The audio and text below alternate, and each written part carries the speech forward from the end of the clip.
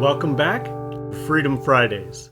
In this episode of Freedom Fridays, we're going to discuss a topic that is widely misunderstood, and that is the separation of church and state.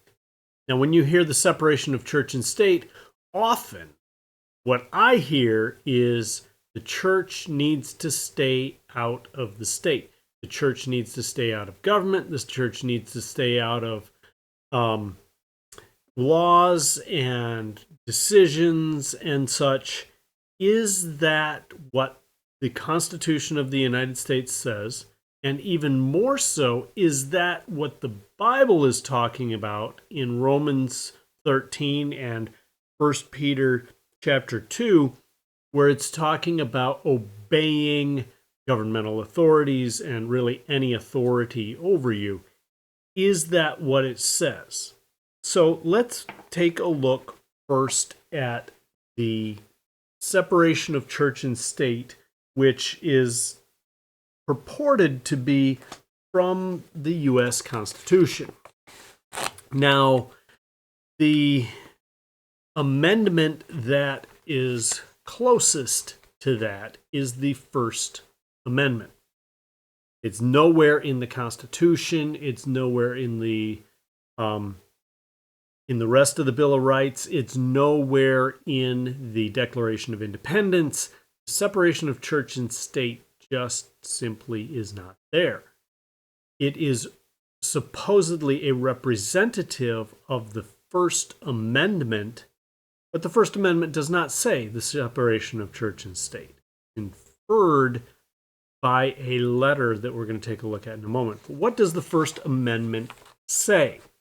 The First Amendment says, Congress shall make no law respecting an establishment of religion or prohibiting the free exercise thereof, or abridging the freedom of speech or of the press, or the right of the people peaceably to assemble and to petition the government for a redress of grievances. Now, the part that is applicable here is the first part of it, saying Congress shall make no law respecting an establishment of religion or prohibiting the free exercise thereof.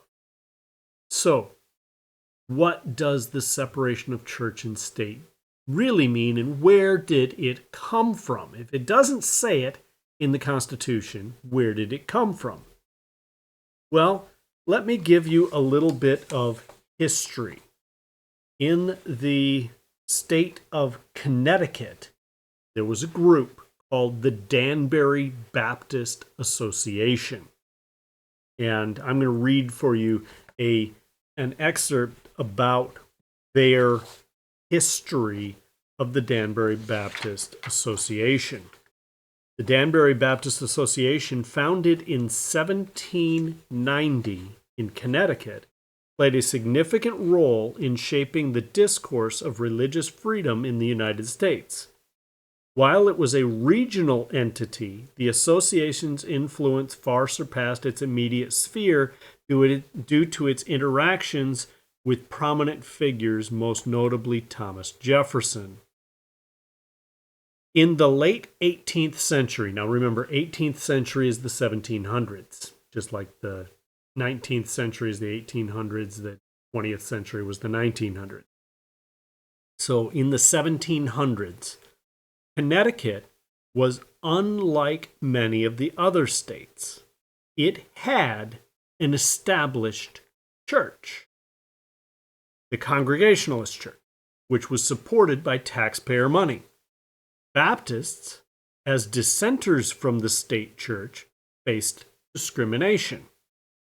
The establishment of religion by the state meant that those who were not part of the Congregationalist Church were treated as religious minorities, leading to differential treatment, including taxes that supported a church they did not belong to and restrictions on where they could worship. So that's the context here in the 1700s in Connecticut. In this context, the Danbury Baptist Association was formed, again in 1790, so toward the end of the 18th century, 1700s. It provided a platform for Baptists in the region to consolidate their efforts, voice their grievances, and advocate for religious freedom. As a united front, they were better positioned to challenge the prevailing system and negotiate with political leaders. The most well-known event in the history of the Danbury Baptist Association was their correspondence with President Thomas Jefferson in 1801. Concerned about their religious liberties, they penned a letter to Jefferson congratulating him on his election, but also conveying their anxieties regarding religious freedom under the Constitution. They sought assurance that their rights to religious liberty would be protected and that no denominational church would be established as the national church. Jefferson's reply, dated January 1st, 1802, has since become a cornerstone in the interpretation of the First Amendment. In his letter, he emphasized the principle of the separation of church and state. That's where it comes from. It comes from the letter from Thomas Jefferson to the Danbury Baptist Association, not from the Constitution or the Bill of Rights, stating that there exists a wall of separation between church and state. While the phrase separation of church and state does not appear in the Constitution, Jefferson's metaphorical usage of it in this letter has been influential in shaping subsequent interpretations and rulings related to the First Amendment. The correspondence between the Danbury Baptists and Jefferson highlighted the national significance of the challenges faced by religious minorities, even in a country that had thrown off the shackles of religious monarchy. While the Baptists in Danbury were primarily seeking clarity and assurance for their own situation, their actions inadvertently shaped broader discussions. So this is the context of what is going on with this. So that's where separation of church and state comes from. I went out to the Library of Congress and got a copy of the actual letter sent to the Danbury Baptist Association. And I have that copy here. I actually have two copies because they recently, in 1998, you may say, well, that's not that recent. It really is, in considering it was written in 1802. They found the draft copy of the letter in which Jefferson had scratched out some things in his draft before he actually did the final copy. So here's the final letter sent to the Danbury Baptist Association. It gives his two, it names three gentlemen, and then it says they are a committee of the Danbury Baptist Association in the state of Connecticut. Gentlemen, the affectionate sentiments of esteem and approbation, which you are so good as to express towards me on the behalf of the Danbury Baptist Association, give me the highest satisfaction. So this is the congratulations on his winning the election. My duties dictate a faithful and zealous pursuit of the interests of my constituents, and in proportion as they are persuaded of my fidelity to those duties, the discharge of them becomes more and more pleasing. So he's just happy that they sent him this letter. He's happy that they're in their congratulations, and he says that really helps in his discharge of his duties, knowing that people appreciate it. Here is the paragraph that has the phrase in it. Believing with you that religion is a matter which lies solely between man and his God, that he owes account to none other for his faith or his worship, that the legitimate powers of government reach actions only and not opinions, I contemplate with sovereign reverence that act of the whole American people which declared that their legislature should, and then here's a quote, make no law respecting an establishment of religion or prohibiting the free exercise thereof, end quote. Thus building a wall of separation between church and state. That's where the phrase comes from. Adhering to this expression of the supreme will of the nation in behalf of a supreme will of the nation in behalf of the rights of a conscience, I shall see with sincere satisfaction the progress of those sentiments, which tend to restore to man all his natural rights, convinced he has no natural right in opposition to his social duties. And so then he finishes with a sentence saying that he's very thankful for their prayers and would pray for them as well. In this, he is not saying Christians cannot be in government. He is not saying that laws cannot be based upon biblical principles. He is saying that unlike Connecticut at the time, where they had an established state religion, state church, that the nation had already adopted in the First Amendment a law in the Constitution that says they cannot make a national church or religion. And so he had no intent of changing that, which he couldn't unless the whole legislature changed the Constitution with an amendment. He had no intent at all in establishing a national church. So when this phrase, the separation of church and state, is used by many nowadays to say the church needs to stay out and not talk about political things, that is not at all what they said or the intent. The Danbury Baptists nor Thomas Jefferson were saying that religious people or even churches in general could not talk about political things in any shape or form. In fact, Jefferson uses a number of religious statements in his letter that is affirming the separation, the wall of separation between church and state. This wall of separation was not to keep the church out of the state.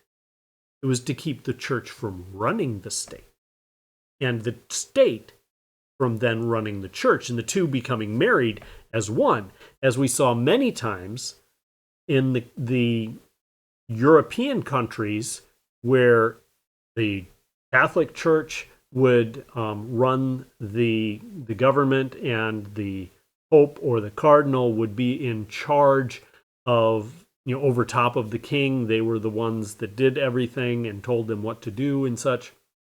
Or in the Church of England, which they had broken off from, where the Church of England was the established religion in England, and if you wanted to worship any other way, you were persecuted. That is why the people came to the original colonies. That's why the Pilgrims came here, was because of religious persecution. So in that context, and very short from when that happened in relation to where we are now, is when Jefferson says, there's a wall of separation in this country. You cannot establish a national religion, national church in the United States of America. And he said, I'm going to support that. And the progress of that and of those sentiments, because these sentiments restore to man all his natural rights. What is the natural rights? To worship God in any way that you feel is, or that you see from conviction, is your way to worship God, which we believe is from the scriptures. And so the separation of church and state by no means says that you can't talk about religion and state. By no means does it say you cannot have religious people in the government. Actually, at this time, the vast majority, if not almost all, of the representatives and the senators and the president were religious people, were Christians for the most part. But they were not going to push that you had to worship in a specific way. That was the whole sentiment in this, where the Danbury Baptist Association wanted clarification and wanted confirmation that Jefferson was not going to do what the state of Connecticut had done. And now the states don't have that anymore, which thankfully, that you have to follow a state religion that is supported by taxes. And that's fine. Again, this does not mean that religious organizations cannot get the same tax benefit as any other secular organization. It does not put a religious organization at a second tier below secular organization. It does not kick them out of anything, although personally I think it's wise to not take taxes or any sort of tax-based, government-based funding in your church, because if you allow, especially in our culture and in our society and in the temperature of our government, if you allow government funds, you allow government say and control. Not a wise choice in my estimation. The taking of this for the purpose of telling people of faith that they need to sit down, shut up, and just listen to what the government says and listen to what the secularists say is disingenuous to the First Amendment and actually disingenuous to Jefferson's letter and just plain wrong. And honestly, in the United States of America, illegal. Let's take a look again at that First Amendment. What did the First Amendment really say? It says that Congress shall make no law respecting an establishment of religion or prohibiting the free exercise thereof. So Congress, according to the actual text of the law, cannot establish a religion. So they can't say Islam is the religion of the United States. They can't say Christianity is the religion of the United States. They can't say the Catholic Church is the official church. They can't say the whatever church is an official church. And they cannot prohibit us from exercising our religious rights and our religious convictions. That is what the text actually says. So when somebody approaches you and you go to the school, which is often where you hear it, and you're trying to do something that is according to your worship, and they say, no, separation of church and state. That is not what it means. That is not what it says, and that is not what the First Amendment says. It does not say we cannot have religious instruction in schools. It says that you cannot force a state religion, and you cannot keep people from exercising their religion. Thank you for tuning in. We'll see you next week on Freedom Friday.